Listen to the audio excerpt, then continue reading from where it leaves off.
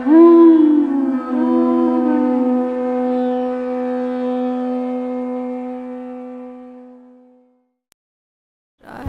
Krishna. Thank you all for coming for today's overview of the 15th chapter of the Bhagavad-Gita, entitled The Yoga of the Supreme Person.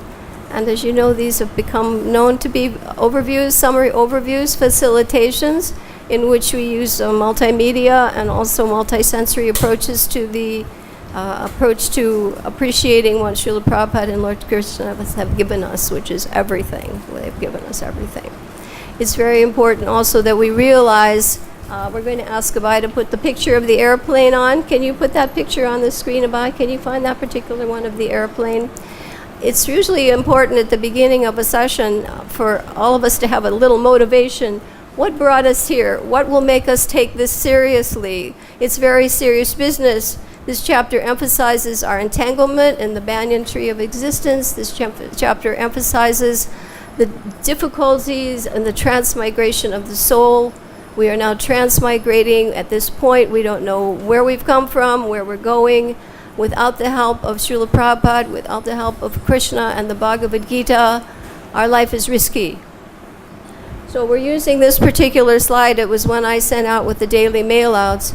But this slide is quoting a purport from the first canto, the 15th chapter, and I believe it's verse 50, in which Draupadi has been left behind by all of her husbands. So for those of us who are ladies and you think somebody's going to necessarily do the job for you, it's a shocking purport. Because in this purport, every jiva, and we're jivas actually, we're conditioned souls, every one of us here is ultimately responsible for destiny. We cannot blame anybody else. So how seriously, this is my motivational slide for today. This slide says everybody has to fly his own plane. When death comes, no one, you're off the ground. No one can help you. And Prabhupada writes in the purport, he said, on the ground, he said, this is the analogy, the crew can help you, they can take care of the plane, they can make sure it's working, but once it's up in the air, you pray to Krishna. You don't know, it's a coffin in the sky, you don't know what could happen at any point, right? So he says, similarly, by comparison, while we're on the ground, the Vedic scriptures, the association of the devotees, the pure devotees, they're the ground crew. They're here to help us. But when death comes, what happens? You fly your plane. And it's up to us to take seriously what Prabhupada has given us, what Krishna has given us. Take these chapters seriously. It's not just a polite association. We are all in what is called in the West a support group. We're here because we know our common problem, right? They have support groups in the West. People who are trying to break a habit or people who have retarded children, they get together and they support each other. How do we help each other? So the Association of Devotees is a support group. If I were a liberated soul, I could say I can help you, but all I can do is try to share what I've been fortunate enough to understand by the mercy of Prabhupada. So hopefully you'll see the slides, the endeavors, these charts. These are all our attempt to help each other. This is not a society of envy. The minute you envy, you don't get mercy, right? So help your neighbors. If you see somebody has a question on a study guide, wants to know something, take them seriously and follow along as we do. All right? And as you know, our motive for being here is threefold. If we want to be performing bhakti, the motive is how many? Threefold. Number one, I'm here to please the Guru. What do you want to hear to praise? Guru. What's the second thing? Krishna. And the third thing, for my purification. We are not in control of the results of anything that we do. And we will hear in this chapter how every single thing is actually being sanctioned by Super Soul. Our ability to speak, to do anything, has to be sanctioned by Super Soul. We are not the doers. Okay, so everybody know that? I hope everybody's here with the mood of trying to elevate himself to the pure devotional platform. That is the platform that will get you to Goloka. Anything else will keep you rotating. Birth, death, and you do not know where. Right now, any one of us cannot say 100 years from now where we will be in the creation. Up, down, or at the same place, or out. Okay? So everybody understand the basic necessity. This is a very serious chapter. All right? So before we start, I want to go over the major points. We're going to do a lot of looking at slides. We have probably far more slides than the time allows. But I would like to begin with the most important understandings of this chapter, and then we will look at them with pictures again. Now, Abai, I would like you to put the picture of the chart that shows the 4 divisions, okay? All right, and I will hold this up here.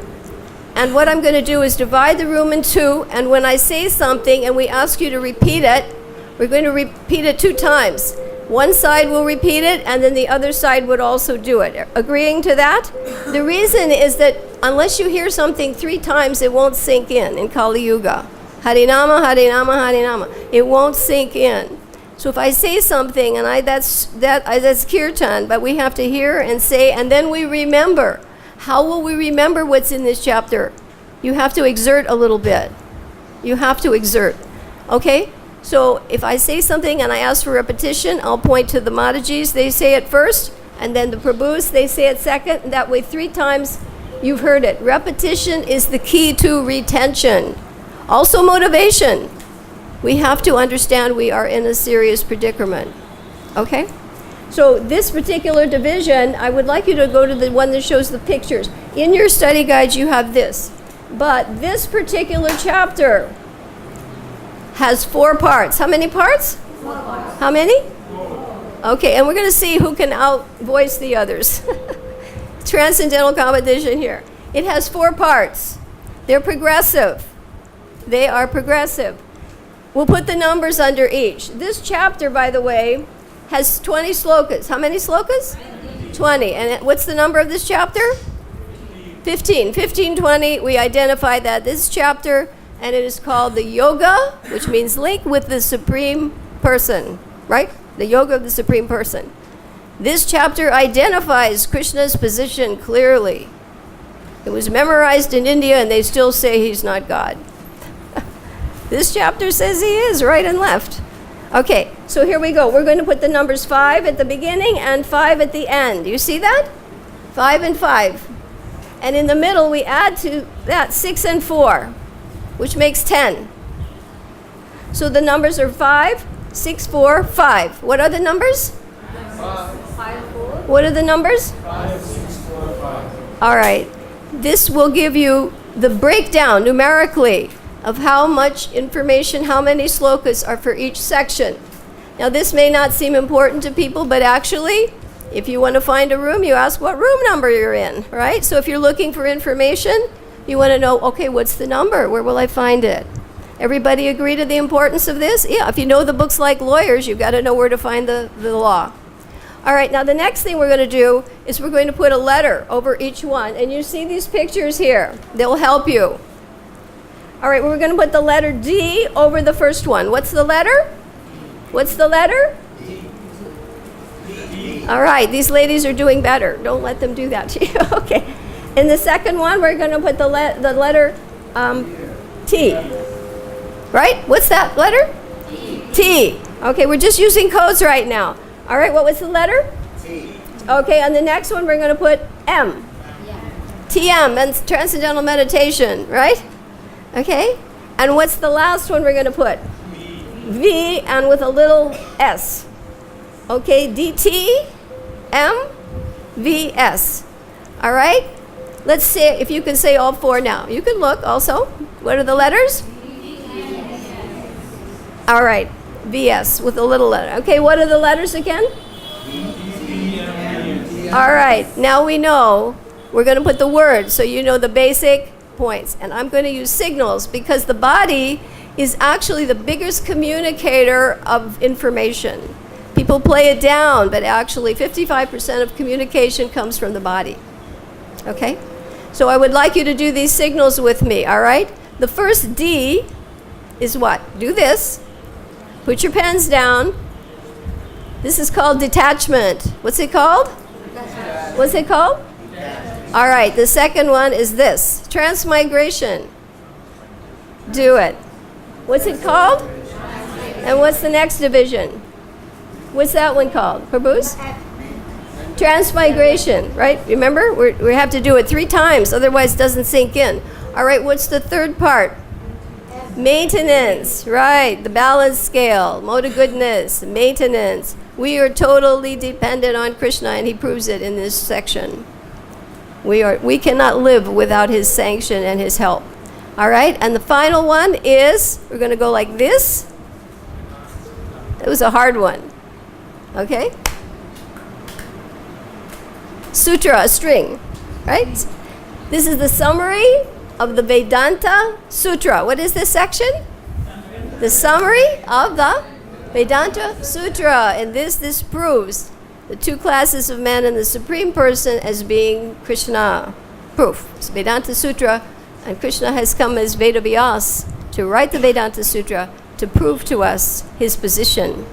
Okay, so the first one was what again? What's your signal? What's your signal? And your second one is what? And what's your second one? And your third one was what?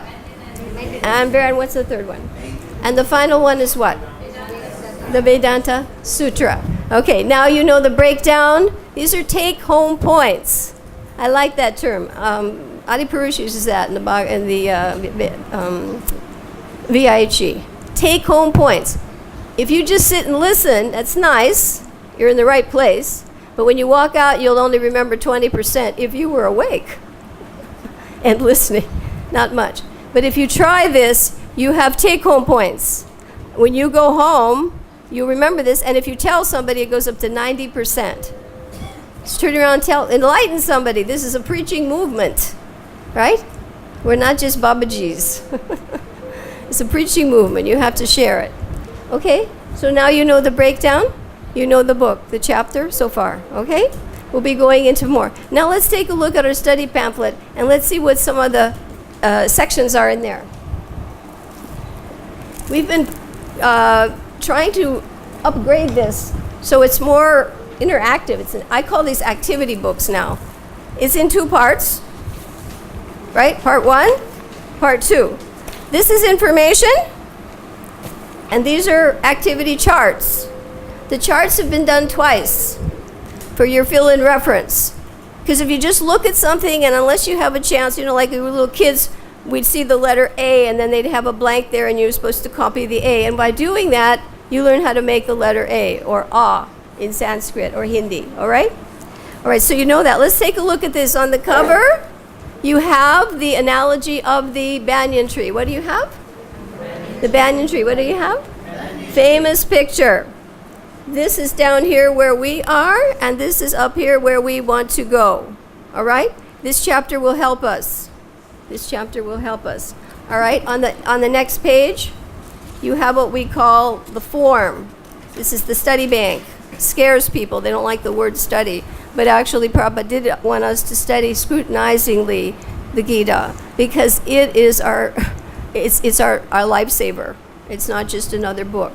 All right, so in here we have some objectives. We're going to look at slides later.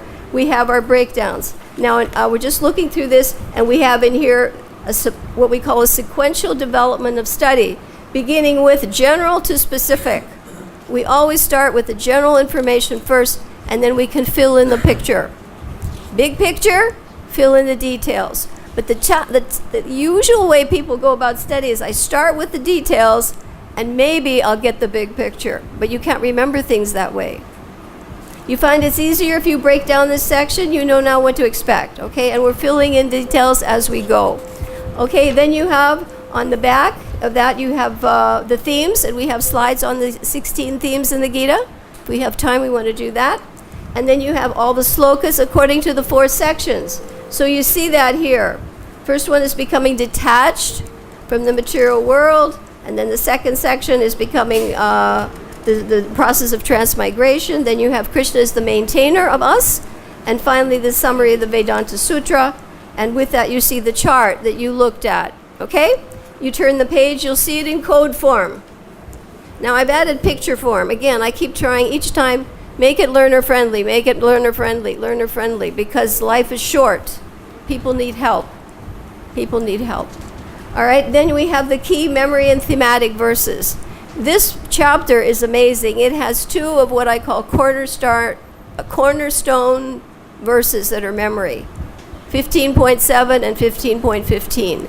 Our philosophy, the Vaishnava philosophy, centers a lot on these two slokas. Plus there's some other verses here that are key thematic verses. So you'll see here a chart for that, and you see one below where you can fill in the numbers. Try to do that if you have time. We don't have time now already, like half the thing's over.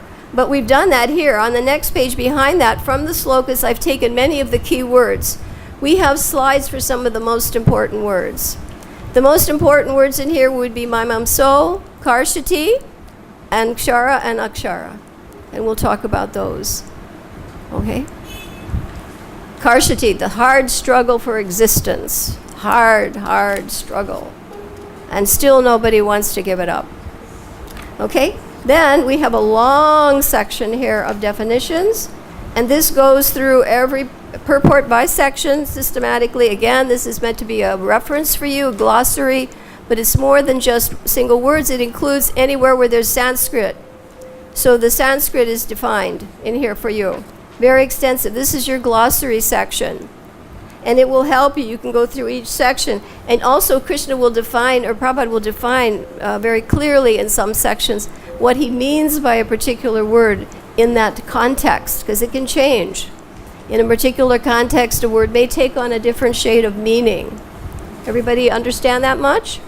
Okay? You following along with your study guides? Are you over there okay? Nobody's falling asleep. I'm teasing you, okay. He's my good friend. He sends in emails every day. I know he's following. All right, next we have, that's quite extensive. All right, then, analogies and examples. I kept that one short because we have so many other slides, but I go through the purports again, and I try to find any specific examples. An analogy would be such as the body changes by consciousness as the aroma of a flower transmigrates. The aroma of a flower is carried. So our consciousness at the end of this body will carry us to another body, either spiritual or material. So those are called analogies, but they're also examples Prabhupada gives. So I have tried to go through section by section, and I've given you a reference in the purport where you can see that. It's a good way also to go through the details, and as many as I had time for. We had slides for a lot of these. We're going to spend a lot of time on pictures today, because pictures help us so much more. Okay, and that's quite extensive. Then we also have, very extensive, scriptural references, right? The books that Prabhupada refers to, and a brief numerical inventory, which includes chapter number, the number of topics, the number of key memory verses, and the key number of thematic verses. Then we have a fun exercise for you, and if you're family members, you study together. I know sometimes we get husband-wife teams that like to study together, or parents with their children. We have a family here that likes to study with their child. This is a chance to go read the sloka, come back, and then we dropped out words. So then you can write in your little thing, you can write in, okay, if I forgot that, let me go back to the verse. Now this one is a little harder. In Sanskrit, it's fixed. In English, we get different versions of the Gita coming along, even from our BBT. But anyway, the particular one I use is what's on my tablet. Some people can test me on that. It's what I have. I have to be practical. You can get a lot of variations. But anyway, it's a nice activity because the verses are also in this study guide. And it's usually close. We can mince words, but, we have to take what we've got, right? Then in the back, you see again the chart, just like, this is exactly like your slokas, with everything except words have been dropped out. Now I see a little boy here, he's so clever. He's already filling in the blanks. You can see he's a student. Okay, so then let's take a look at our appendix. In your appendix, you also have dropouts. Dropout. We don't mean dropped out of school, but we've dropped out the information. So if we come around here, this first page is the Gyan section, which is the final section we are now in the Bhagavad-Gita. What section are we in now? Jnana. What section? Gyan Yoga. Very good. Everybody's even now. Balance. Very nice. We want to both sides the same. All right, so up here, we're halfway across, and more than half, 15, 20. And you see, and then we'll have the chapter title and the number of verses. Okay, so down here, you have a place to fill it in. So it's a nice little activity book, right? And those of you who are on my mailing list, you get the software copy of all this so you can print it out for friends. The idea is to help make your life, a little better when you're trying to study. On the back, we have the chart with the dropouts for this particular chapter. Okay, and this is the Yoga of the Supreme Person, 1520. You can put the numbers in, and then in each one, you can put the code. The codes I do on my charts may be a little different, but anyway, this book was done by a real nice Mataji at the Gurukula for me. So another person did the layouts, old book, but it's still usable. Okay? Then here I used to do charts, but times have changed. Nobody studies charts. Everybody's on the cell phone. Everybody's on the smartphone. Everybody looks at a picture. I look at pictures, I don't read. Andy Warhol said that. Do we want to follow in his footsteps? I hope not. But in any event, we have to deal with the current times. Prabhupada was very practical. People are on smartphones, so we try to make this looks a little complicated, but it's an old chart and it's there if you'd like to refer to it. And on the back, it has little cartoons, because at the time I didn't know any computer. I know a little bit more, but it has little cartoons for for all the little slokas. You have a picture of a banyan tree and its branches, and you have pictures of illumination and the gross body and whatever. You have little cartoons to help you. It's fun. Okay?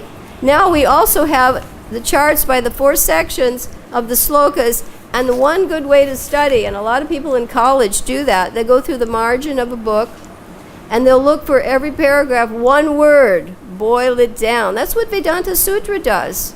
That's the bij word. What's the bij word for a sloka? So I'm not the final say in that, but I choose a word that I think is very indicative, unusual, prominent. Okay, so we have here 1, 2, 3, 4, 5, and then we have dropped out the word, but to give you help, we started with the first letter. Okay? So then we have banyan, branches, detachment, surrender, and unbewildered. So if you have a little time, right, you can fill in the blank. And then you have the bij word for every sloka, and you see the flow. Krishna is systematic. Prabhupada is systematic. Any material endeavor that succeeds is systematic. Helter-skelter won't work. That's called chaos. But the order is called cosmos. You want chaotic learning, or do you want cosmic learning? Okay, everybody got those? And you have 4 charts, 4 sections. The bij word. Now, some of this is a little light. It doesn't show up enough. But anyway, we'll be going over that. Okay? And then the final one. Then you have a VIHE chart here. This is on the extended analogy of the banyan tree. It covers 4 of the verses, which include the tree itself in 2, and then the surrendering process in another 2. Okay? Very good. And number 5, what are the qualities for one who is able to surrender, unbewildered? Pridelessness is the first. Okay? So everybody able to follow what your study activities book part, and part 1, your information part. With some opportunities, more activities are there. To avail for these. We're only making 25, 30 now. We made many and people weren't coming, so paper's expensive, trees are being cut. But those of you who come and you're interested, this is a chance for you to hopefully take it seriously. Please take this seriously. All right? So our next thing is we're going to take a quick overview look of all the slides. Abai knows I'm actually wigging it tonight because we had so many slides up to the last minute, we don't even know where to start. But I would like you to go to the section which just shows the slides with the pictures in them.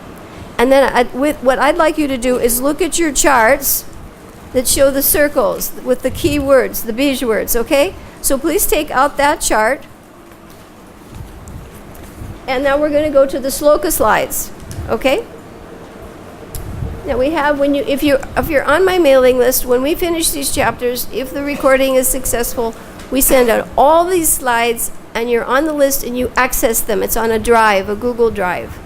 These often add up to like 3 or 4 gigabytes, right? 4 gigabytes. Okay, so now, I'd like you to actually go to the verses, the pictures of the slokas, right? The yellow, orange, green, blue, okay? The verse slides. All right. Very good. So let's start with the first one. That's our chapter. Okay. Quickly. Now, the secret to learning is not to go slowly until you get it. Go through things quickly, more times. That's more effective. Better 3 times fast than 1 time slow, because you bog down. Everybody understand that point? These are all study techniques that are researched. I don't speculate on anything I tell you. This is all backed up by people who study learning psychology. Okay, so the first word is what? What's the first word? Louder. And this one? Banyan. They did better. Please, remember, people are listening on the radio. They don't have the access of the visual reinforcement. All right, and what do you see in the picture? A banyan. You see the picture, now you know the word. All right? Okay, next picture fast. What's the word? What's the word? And what do you see? Right, but this is tricky because banyan trees are weird. They're sacred, but their branches become trees, and their roots that start out as roots and they become trees. It's called imperishable. It can almost not be destroyed. Very, very, that's why the comparison is used here. Okay, the next picture, what do you see? Detachment, what do you see? You have to cut the tree down. With what? Detachment. We're trapped. I hate to tell you folks, but we're entangled and caged. We're trapped. By the laws of karma, we've taken a body, and we'll take more unless we know how to get out of the banyan tree. Okay, what's the next picture? Surrender. And what's the process? That's the only way to get out. Krishna created the extension, and unless we gain his favor, he won't get us out. So surrender. And what's the next one? That was surrender, and what did you say? Surrender. All right, and the final one is what? Yes, the only person who can surrender is one who's no longer bewildered by the banyan tree. And this is a picture of Bali Maharaj. He surrendered everything against his guru's order. He's a perfect example, and he became a Mahajan. He became a Mahajan. He's a demon, but he became a Mahajan because of his total surrender. Okay, so you know those? All right, you've got your words again. You've got banyan. Repeat, what is it? Banyan, and what is it? And the next one is what? Branches, and what is it? And the next one is what? Detachment, okay? And what is it? And the next one is what? Surrender, surrender. And what's the next one? Surrender. And the final one is what? Unbewildered. Okay, I use signals a lot. It really helps. Unbewildered. Okay, now let's go to the next section. All right? These are not so clear to see here on your charts, but hopefully maybe you can follow on the screen. You see the words, we have 6 slokas here, and this talks about the transmigratory process. And Krishna's trying to appeal to us here. This is what it's like. This is your alternative compared to what you just now know. Illumined is the first word. Say it. On this side, illumined. And what is it? And the next one is what? Fragmental. What is it? This identifies us. This is a key sloka to Vaishnava philosophy. What is this one? Yes, we eternally fragmental parts and parcels of Krishna. This establishes our identity. It's a perfect sloka for defeating Mayavad philosophy. The next one is what I can see like that. Okay, I can see. Is it aromas? That one's 8. Okay, aromas. What is it? Aromas. And what is it? That is how our consciousness at death will take us to the next body, as aromas are carried in the air. Our subtle body will take us to another gross body. All right, and number 9 is what? Gross. What is it? Gross. That's the mental, physical body. You are given a physical body to match your subtle consciousness. If I'm mental consciousness of a demigod, I get a demigod body. If I'm a dog, I get a dog body. We create our bodies. We can't blame anybody else. All right, and what's the next one? Foolish. People who do not have the ability to understand, either because they're still sinful, they're studying sinful reactions, or they refuse to hear from authority, they cannot understand this. And Krishna helps us in the next section to help us preach to those people. He's come to help us. We have videos on preaching application. How do we help the people? You're here, you accept it. Okay, this is preaching to the choir. What about the people who don't accept the scripture? What would you tell them? You have to be able to convince them logically. This is what is happening. Scientifically, we can prove it. Okay, so the next word is what? 11 is see. What is it? What is it? See. Those who are in the transcendental position can see what is happening. Prabhupada came on the basis of that understanding. He could see the jivas were trapped. And unless they could understand this philosophy, they had no hope of extrication. No hope. Okay, so let's look at the pictures quickly. What's your first one again? Illumined. What is it? Illumined. Okay, next picture. What is it? Fragmental. What is it? Fragmental. That is what we are. We are eternally fragmental parts and parts of Krishna. Our problem is our minute independence has been misused. And we were rejected. We cannot be in the association of the perfected beings. We're contaminated still. So our idea is to purify the contaminations. And as what air carries what? Aromas. The consciousness will carry you to the next body, be it gross or will it be material or spiritual.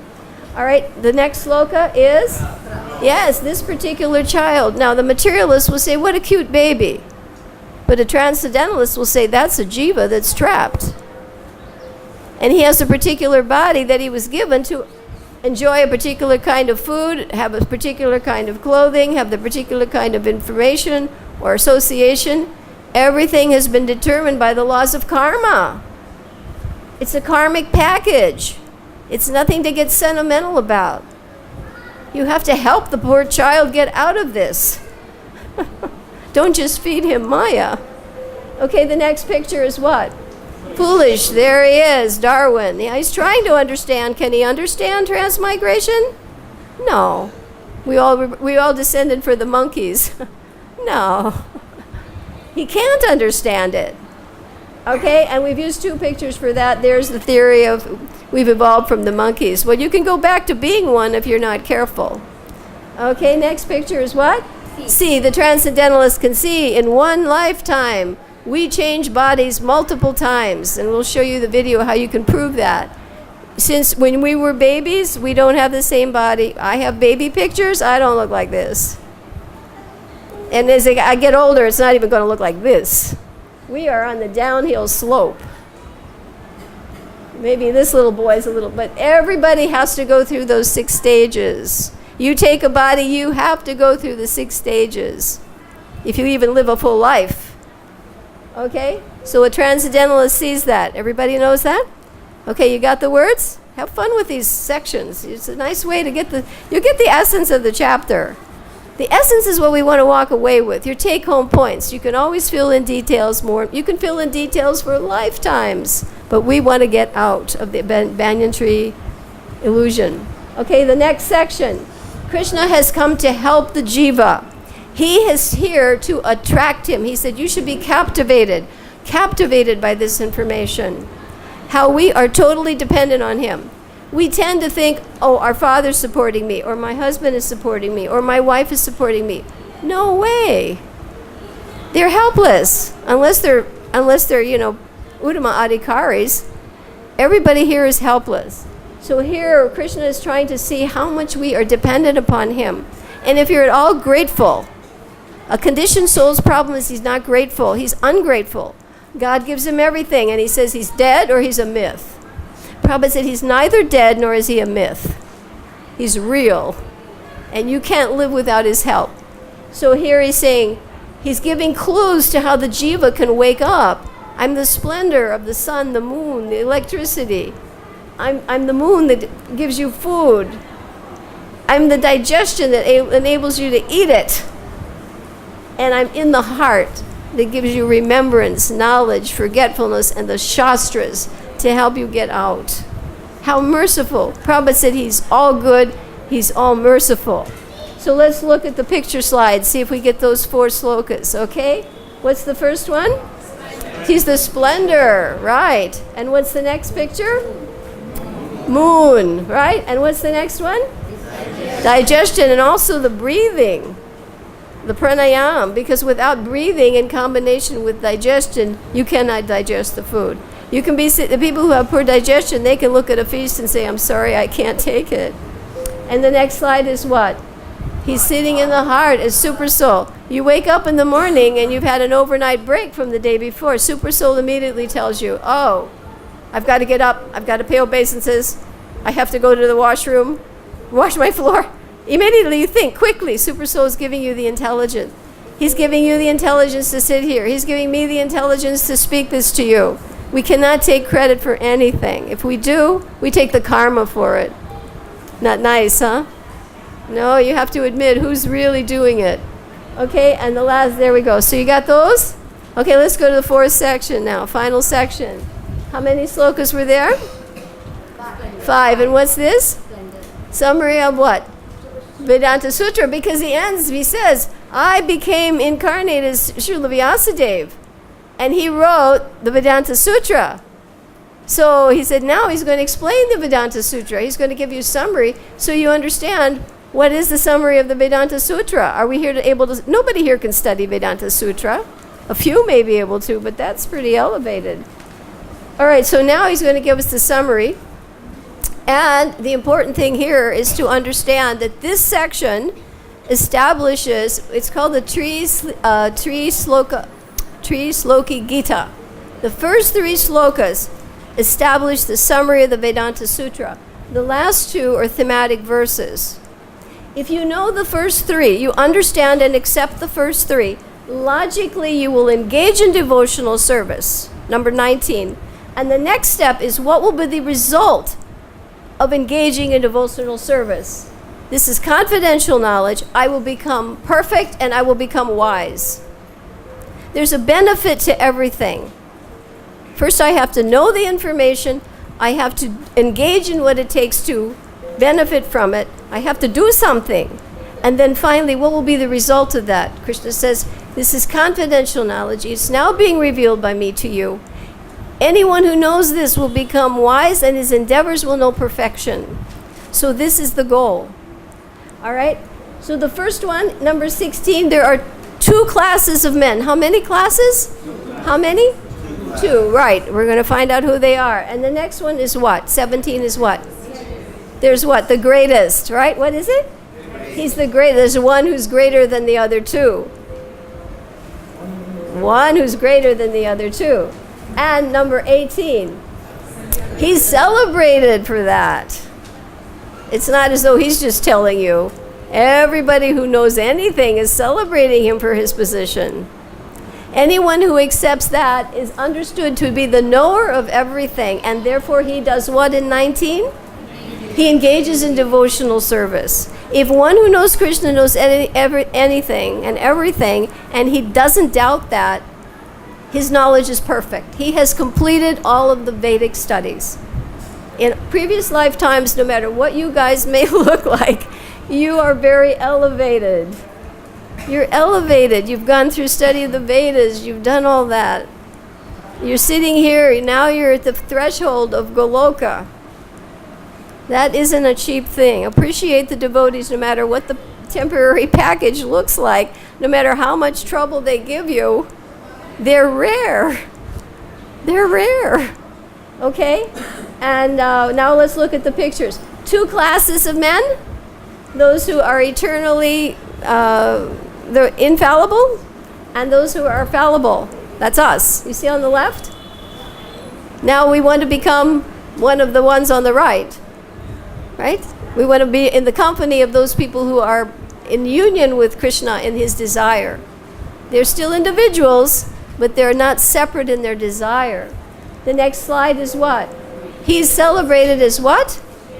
He's the greatest. Brahma and all of the demigods, I mean, they're not foolish. He's the greatest of all personalities. And what's the next word? And he's even being celebrated. Here's the Rajasuya sacrifice. He's even being celebrated in this world as being the supreme. The Rajasuya sacrifice establishes Krishna is the supreme. And then therefore what will one do? He will do what? From the childhood, Krishna, Prabhupada was worshipping Jagannath. He will engage in devotional service. Because he's accepted, yes, this is what I should have been. If I would have been doing that, I wouldn't have dropped down to this platform. I was up here. I misused my independence. I have to come here. Now I have to get myself out of the banyan tree. Okay? And the next one is, Krishna saying, this is the most confidential knowledge. And Prabhupada said, well, confidential, the books are everywhere, but nobody wants to accept it. It's there, but it's the rare soul who wants to hear it. He's so driven by his foolishness, his lust, and his greed, he can't stop to realize his predicament. Okay, so here, this is confidential knowledge, and one who knows it, he will become perfect, and his endeavors will become perfect, and he will become wise. We want to become wise, not be foolish. Okay, so now you know sort of the rundown for all the slokas. Okay, let's take a quick look now at, we're going to look at some of the picture slides that we did, the slides on the banyan tree. We're going to go back to the first section. We want to just see now in more detail what some of the banyan tree represents. Okay? All right, now we're going to take a look at a little video. And before the videos, we're trying something new here. Again, learner friendly. We're showing you some pictures from the video with the caption. This is a picture of the biggest banyan tree in the world. It's in Calcutta. And we'll just a short video, but I want you to just see why this particular analogy is being made. This banyan tree is about the size, we'll see in the next slide, how many acres. It's as big as this whole compound, one tree. And it's still alive. It's about 250 years old. And it covers the area of 467 acres. One tree. And that's how much it spreads. When you go inside, you get lost. In fact, some places people can't go. Okay, let's see some more pictures. This is what it looks like inside. What had happened at one point was, when you're lost, it looks more like a forest. It's one tree. And you see how it spreads? The aerial roots come down to the ground and they become trees. So that's what that tree looks like. You can go, if you go to Calcutta, you may want to go see it. It attracts a lot of visitors. It's 250 years old.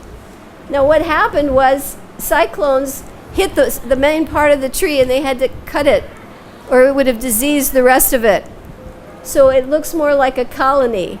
If we see the next picture, it looks like a colony of trees. It's actually a colony. The subsidiary trees are left alive, but the central tree had to be amputated.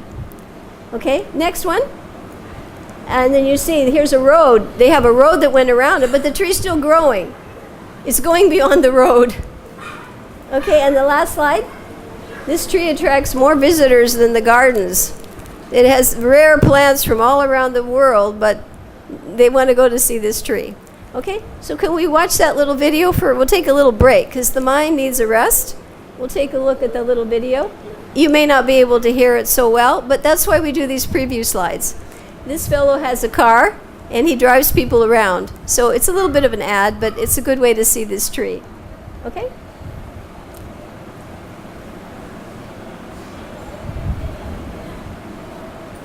Working?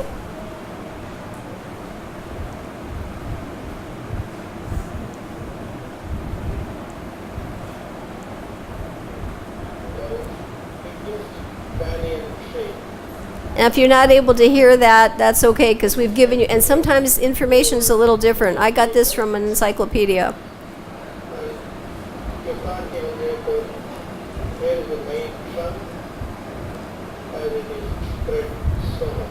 You can see how it spreads there all the way. How big it is, amazing, huh? For over almost 5 acres.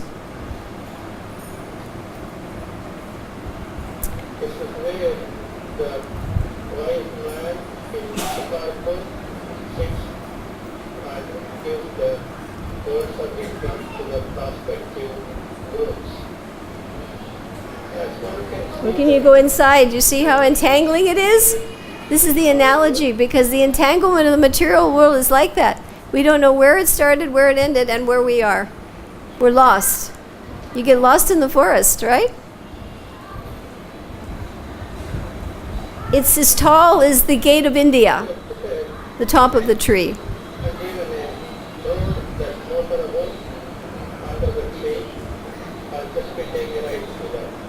He takes people around on the road.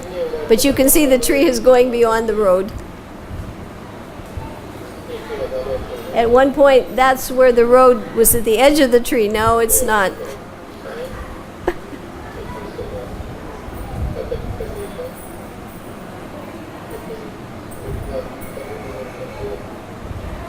I think that's enough of it to get the idea. Okay? Everybody appreciate that? Now let's take a look at some up, because the whole idea is just to get a feeling of how a banyan tree feels, a real banyan tree, and why Krishna would have chosen this as an analogy. Right? You have to understand why the banana. He said, "I am the banyan tree" in chapter 10, but in this chapter, it's not such a nice comparison, right? It's the world of entanglement. Let's look at the slides that we have coming from the famous painting. I took that picture and I put it in slides so we can take a look at what it's like where we are and the analogies, the points. Okay, so now let's go for some more. We'll see more. We'll get a zoom in. It's based on desire. We are here because of our desire. That desire has placed us here. We wanted to enjoy and control separately from Krishna. So that's the lake of desire. And Brahma's, of course, he's at the top. And down below you get the lower branches of the tree and the lower planetary systems and species. Okay, let's go some more. The Vedic hymns are the leaves. What are the Vedic hymns? The leaves. If you read the analogy, what are they? The leaves of this tree. The analogy, you've got your charts here. Have fun with it when you go home. But the last one here, you'll see all of those things enumerated for you. So the Vedic hymns are the leaves of the tree. Okay, what's the next analogy? Yes, we have 4 fruits. And the fruits are the Dharma, Artha, Kama, and Moksha. So the first one is Dharma, religiosity. And what's the next fruit? Oh, I'm sorry, economic development, right? That's Artha. If I'm religious, I will have money. People think I can skip religion and still work and get, no way. Dharma gives you Artha. People who are rich did pious work to get their money. And now in India, forget the Dharma, let's just work hard. No, next life they'll be impoverished. Okay, so economic development. Then when I have money, what can I do? Sense gratification. Yes, that's what happens. That's why they want money. They want money for sense gratification. And what's the 4th thing? If they're smarter, they want what? Liberation. Those are the 4 fruits of the tree, the banyan tree. 4. Religiosity, economic development, sense gratification, and liberation. Okay, now let's look at some more of them. The tips of the branches are called the sense objects. What are they called? Objects, sense objects, right. And the lower roots, the lower subsidiary roots, either lead you to pious activity or impious. Those are the lower subsidiary roots of the tree. Either they give a person a propensity to be pious, those of you who are here must be pious, or impious. Those are the lower subsidiary roots. Okay? Now, here we have some picture slides. This is a famous tree in China. It's a tourist spot. And this one is, in the sloka it says, but where does this tree exist where the branches go upward and the roots, the branches go down and the roots go upward? And it says on a tree that's against water, the reflection. So there's a very beautiful picture of this tree in China. It's a famous tourist one. People go to see that one. It's not nearly as big as the one in Calcutta, but this one is located by a reservoir. So you can see the reflection is upside down. So the material world is the upside down reflection of the spiritual reality. Next picture, and here we have actual leaves. These represent the Vedic hymns given to us to elevate. And the next picture, this is what the fruit looks like. It's red, but it's not edible. It's a ficus tree, fig, but you can't eat the figs.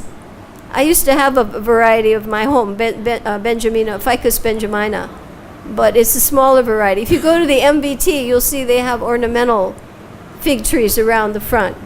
In some states in America, they're prohibited because they suck up the water and they eat the concrete. You'll see a picture. They actually can become a menace because they don't stop. They're banned in Florida. Okay, next picture. Here you see the tree represents the entanglement of the... Does it look entangling? It's taking over. Taking over. It's good to see these pictures because you can actually see we're not just talking about some print. Okay, next one. This is cute. I happen to be living in the guest house. And outside my room, you see a replica of the banyan tree. They're demolishing the stairwell. And I had to look out the other day. She came by today. One of them, you came by today, and you can see the banyan trees compared to entanglement. I thought, my goodness, perfect. I can show a slide of what it's like. It's nothing but it's we can't even get out. We can hardly breathe. We can hardly. It's really very terrifying. People who come up here say, "Be careful. Get out of here fast." Okay. Next slide. Here are the roots. They look like big serpents, pythons coming at you. Right? Now this one doesn't show the roots below the ground, but it definitely shows that the roots represent the higher and lower planetary systems. Very, very aggressive. You see? Doesn't that look like snakes? Okay, next picture. And the planet Earth is called the field of activities. That's the final part of the analogy. This is karma bhumi, where people come here and create more karma. If you're a demigod or an animal, you don't create more new karma. On this platform, it's the junction. I can get out. That's why we're fortunate. It's better to be a human than a demigod.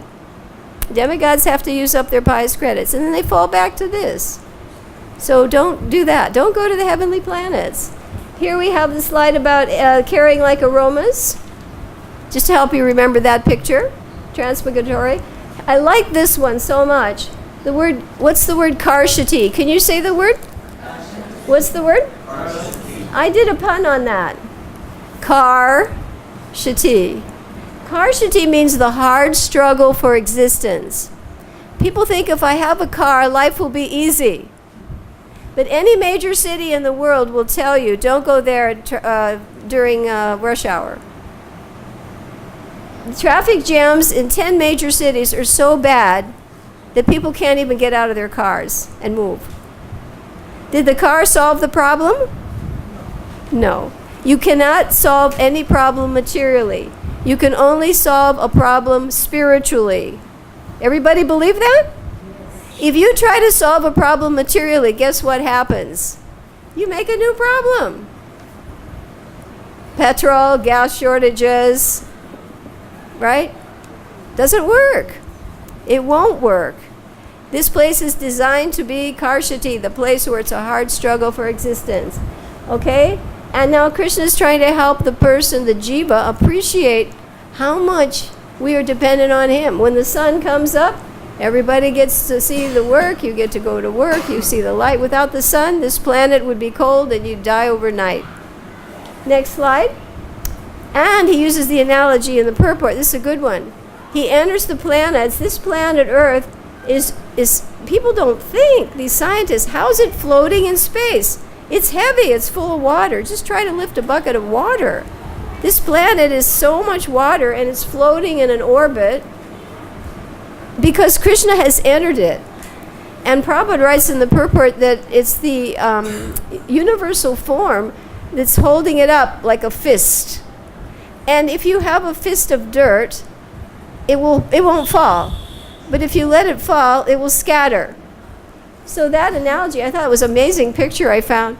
This is showed as like water and dust, and there's a planet. If this planet didn't have Krishna holding it in orbit, it would just scatter like dust and go out of its orbit. Okay, next picture. And he helps us to digest the 4 kinds of food stuff. Chaturviha Shrit Bhagavad Prasadam. Right? Okay, next one. These 2 words we should know. Everyone say this one, kshara. What is it? Kshara. And the other one is what? Akshara. And what is it? Akshara. These are the 2 kinds of beings that are explained in the Vedanta Sutra. The fallible, we are this part. Kshara, that means we fell. Kshara. Those who are liberated are akshara. What are they? Akshara. Those are the liberated souls. This is 1518. Important words. Karshati, Kshara, Akshara. And my mum so is important. I'm eternally part and parcel of Krishna. That is my identity. Right now, this is your fake identity that you were awarded because you did something wrong. And we want to know those two things. I don't know, this is the summary. Those 3 slokas are the summary of the Vedanta Sutra. It is called the Tri Shloki Gita. What is it called? What is it called? Tri Shloki Gita, 16, 17, and 18. And one who knows that will engage in devotional service. All right? This one must know this. Take home points. The chapter ends in the purport with the 2 weaknesses of the heart. 2 weaknesses of the heart. And Prabhupada explains, he gives the summary in that purport. He said the first 5 slokas explain the 2 weaknesses of the heart. The next 15 slokas, from 6 to 20, explain that Krishna is Purushottam, the Purushottam Yoga. So we want to know, what was it that put us here? 2 weaknesses of the heart. The first one is the desire to control the material energy. What is it? Yeah, you want to be a controller, you want to be God, so he has to give you something to try to control. What is it? Yeah, we are all guilty of that. Nobody who's sitting here is free of that one. When you take to devotional service, you're trying to cut those 2 weaknesses of the heart. Cut them to a greater or lesser extent. It's up to you. If it's just partial, then you stay here. If it's total, then you go to Krishna. You cannot go to Krishna on partial bhakti. Unalloyed, undivided, unmotivated. That's the criterion. Anything that's watered down, somebody's cheating you. You can't do that. All right, so the second one is attach. When that happens, when I want to control matter, I lose my desire to serve Krishna. And what proportionally happens is my desire for attachment to matter and to possess it increases. So that people who are increasing their possessions, it is because they're becoming more and more attempting to control the material energy. So the desire to control nature and the attachment to matter, I've got to have this, I've got to have that, and it's mine. Those are the 2 weaknesses of the heart. That's explained in the whole banyan tree. And the only way to cut that is by devotional service through surrender to Krishna. Then little by little, your detachment comes from your automatic attachment to Krishna. You cannot just be detached and have nothing. You have to put something else in your other hand, and that is your attachment to Krishna and his service. Okay, so those were the 2 main ones. We wanted to look at now, were there more slides? Let's take a look at the video on transmigration. This video, we'll look at the slides first. This video, and we're going to be running over a little bit, this video is a preaching video. It's a preaching application video. How do you convince a person who doesn't believe in scriptures, who doesn't believe in the soul, who doesn't believe in transmigration, who doesn't think at death he's going to take another body? So we have to prove it on the basis of science. Prabhupada had told the devotees in the Bhaktivedanta Institute, he said, people do not believe in the scriptures. So he said, you have to use science to defeat the scientists. You have to defeat them on the basis of science. So this particular section of this video, and we'll show you the previous slides. No, the other one. The one that starts with Paramatma, Atma, soul. All right, now, those of you sitting here, I've taken clips from the video. You have accepted that you have a physical body, and you're developed enough to know you have a subtle body, right? You know that. You're more developed if you know you have a soul. Many people don't even believe that they don't believe in the soul. But at least you accept that much. There's a soul, and that is why we don't want to die, that is why we want to be happy, and that is why we want knowledge. The soul wants that. Okay, so now we also know there's another factor. There's a super soul. This is 1515. He connects the soul with the gross and subtle bodies. Everybody here must know that, right? The next slide will now prove scientifically what is the proof of reincarnation? The proof of reincarnation is scientific. Energy, according to scientists, has to be conserved. It doesn't disappear.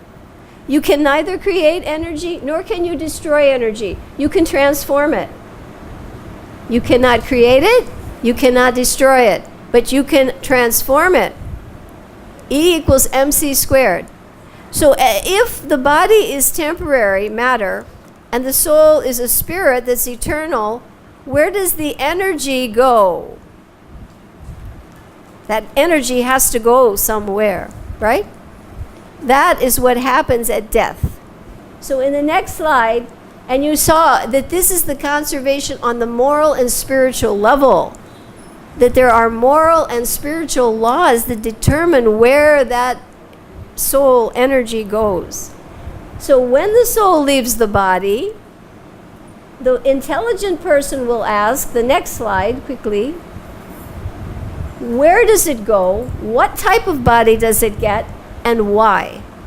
Now this is explained in the section on transmigration. This video will help you understand it and help you explain it. That energy has to go somewhere. Where and why? Next question. This is the science of reincarnation. And he says in the video, this is not a Hindu belief. This is a scientific law. Science is a law of science. Okay, next picture. Now, the soul can either elevate or it can degrade. It can go from human body to hog body if it's indiscriminate, excessive in eating. Next slide.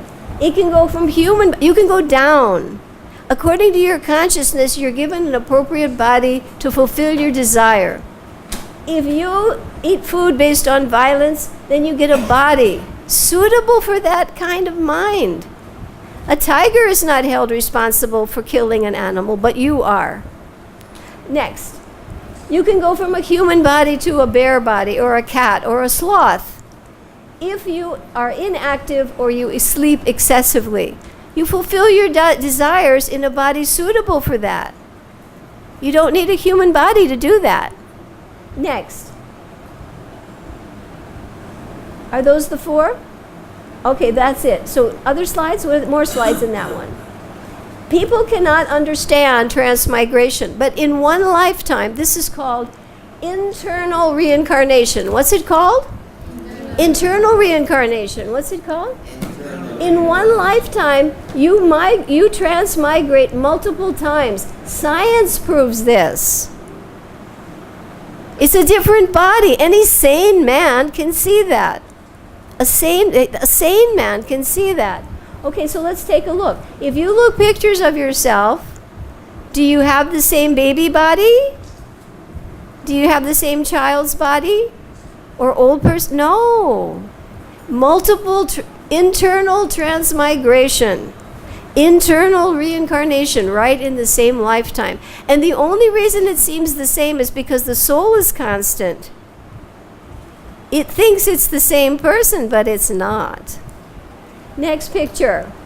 Here you see that famous picture, changing bodies. Okay, next picture. Now, science will tell you every 7 years you have a different body. How many years? Every 7. How old is he?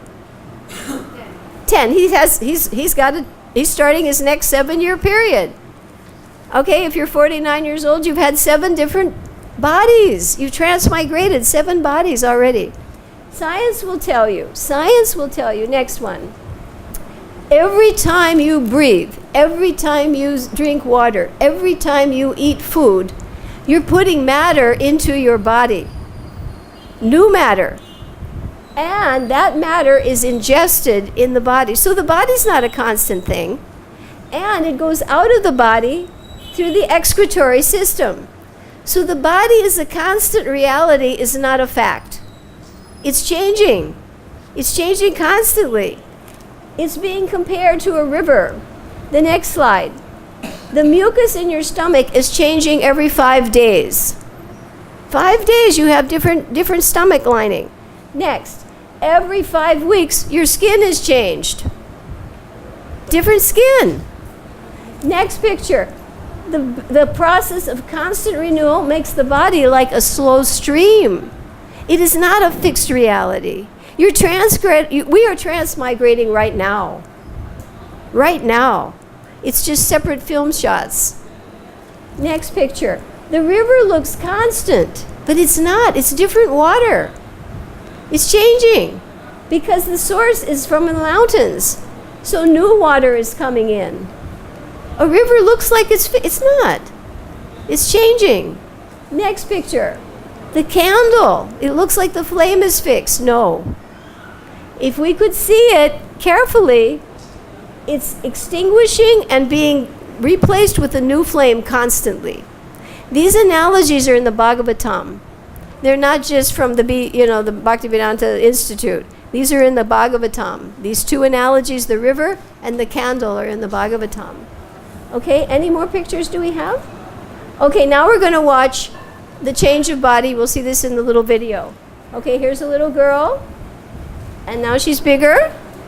And now she's bigger. And she's even bigger now. And now even older. And now even older. And putting on a little weight. And putting on quite a bit more weight. And then getting a little older. And then getting up. And then finally disappears. That's us.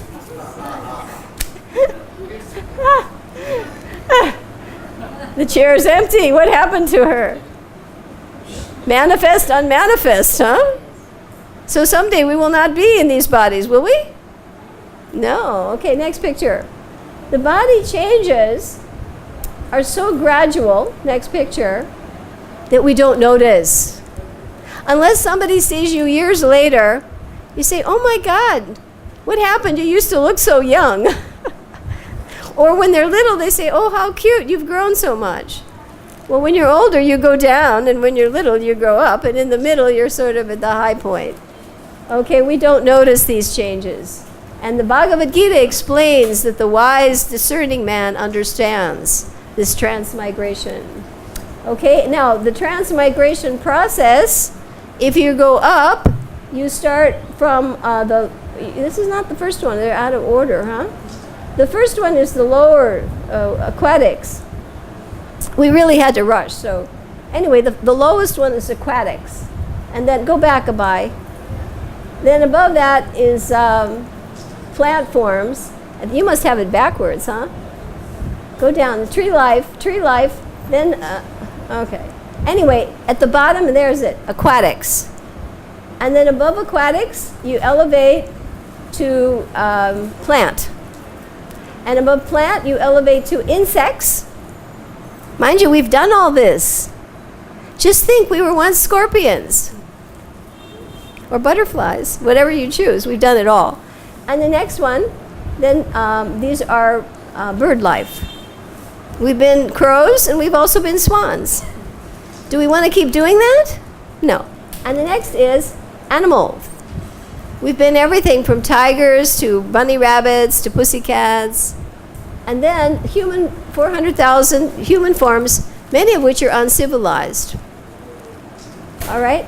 So the doctrine of reincarnation is that energy either takes you up or down, depending on your choice. Okay? So ready to watch that? Okay. You probably may not hear the sound, but that's okay, because you've seen it. Okay?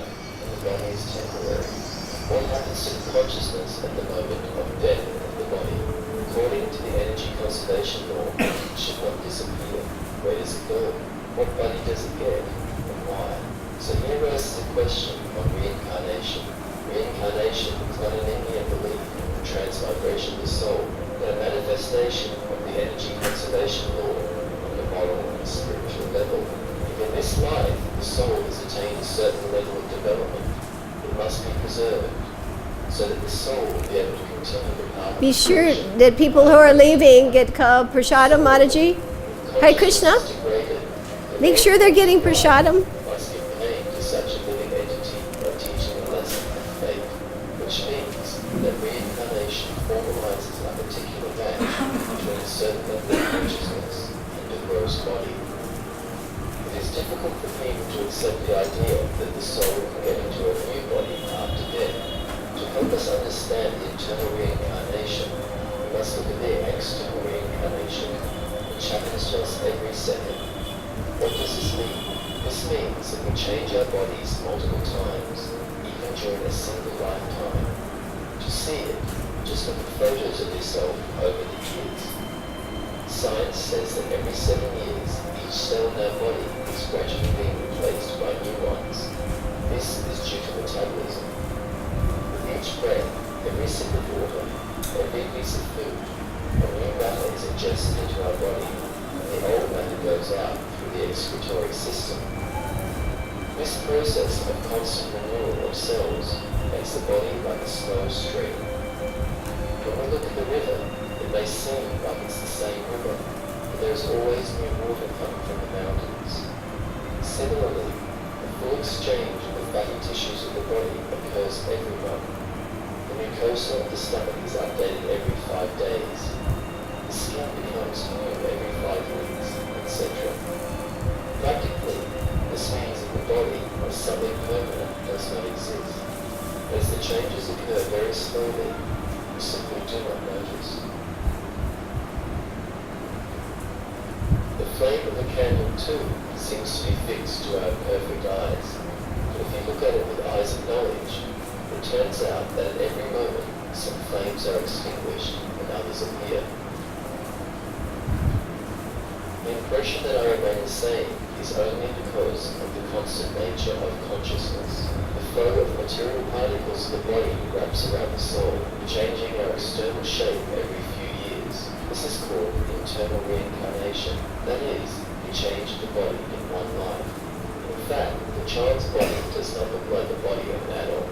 An adult human body is different from the body of a decrepit old man. Thus, the inner reincarnation is the observed fact of life of the discerning man. What is the case with external reincarnation? And we'll just stop it there, okay? Bhagavad-Gita is stated the following. And then the Bhagavad-Gita explains this, that the wise man can see this, but but the person who's foolish or he cannot hear, he's not fortunate enough, he will not be able to understand that.